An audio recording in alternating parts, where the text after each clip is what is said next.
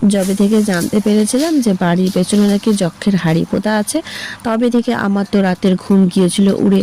সকাল সন্ধ্যা খালি একই চিন্তা, কখন যাব হাঁড়িটা তুলবো। কিন্তু একটাই প্রবলেম ছিল যে লোকজন দেখে ফেলবে। সেই জন্য অনেক দিন অপেক্ষা করে করে অবশেষে সেই সুযোগটা এলো। আর যখনই সুযোগটা এসেছে বিন্দুমাত্র হাতছাড়া না করে ঠিক সন্ধ্যের আগে আগে ফাঁক দেখে চলে গেলাম। তারপরে চললো প্রচণ্ড খোঁড়াখুড়ি। একে তো জঙ্গল, তার উপরে মশা, এত কিছু উপেক্ষা করে খোঁড়াখুড়ি করার পর যখন কিছুই পেলাম না, তখন বললাম যে না, এত যখন খুঁড়েছি আর কিছু মাটি যখন উঠেছে, তাহলে মাটিটাকে ফেলবো কেন, সেই মাটিটাই নিই, এটাই আমার সম্বল। কারণ টাকাই মাটি, মাটিই টাকা। সেই কারণে সেই মাটিগুলোকে নিয়ে আসার পরে ভাবলাম যে এখন আর কি করব। তো মনে পড়ে গেল হঠাৎ যে বাড়িতে কিছু টব আছে, তো সেই টবটাকে এখন নিয়ে ফুটো করে নিচ্ছি।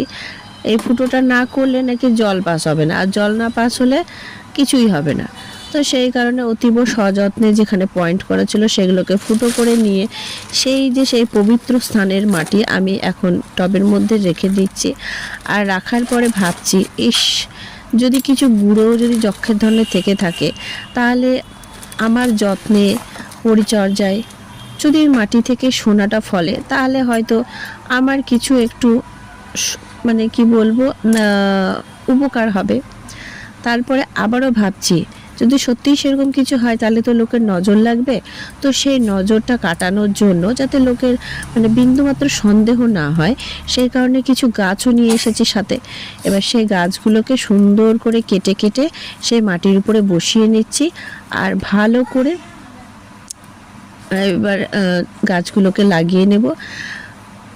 সেই যে যক্ষের হাঁড়ি খুঁড়তে গিয়ে ঠকে গেলাম, তেমনই গাছগুলো আনতে গিয়েও ঠকে গেছি।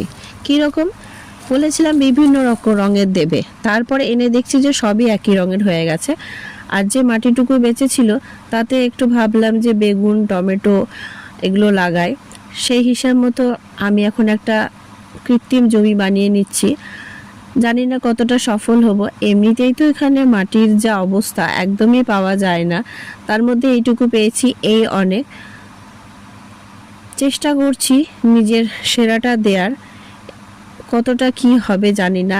আর আমার সমস্ত পছন্দের কাজগুলোর মধ্যে এটা হচ্ছে আরও একটা পছন্দের কাজ, মানে কাজ।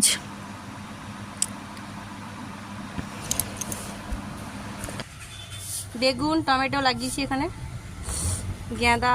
এই দেখো মগটা দেখলাম সকালবেলা ফেলতে গিয়ে যে এটা কাজে দিতে পারে, রেখে দিয়েছিলাম, কিন্তু ভাবিনি যে এইভাবে কাজে লাগবে।